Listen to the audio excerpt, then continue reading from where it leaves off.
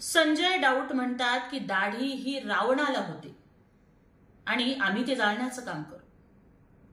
Sanjay doubt विसरलात का? अरे छत्रपती शिवाजी महाराजांना दाढी होती, छत्रपती संभाजी महाराजांना, शहाजी राजांना दाढी होती, महात्मा फुल्यांना, गुरु गोविंद सिंगांना, गुरु नानकांना, नाथपंथातल्या 9 नाथांना सुद्धा दाढी होती. संजय डाऊट, अरे तुम्हाला काय कळणार दाढीवाल्यांचा स्वॅग? आणि एकनाथजी शिंदे आहेत महाराष्ट्राचा वाघ. आणि बाय द वे, दाढी ही छत्रपती शिवाजी महाराजांच्या मावळ्यांना शोभते, तुमच्यासारख्या कावळ्यांना नाही.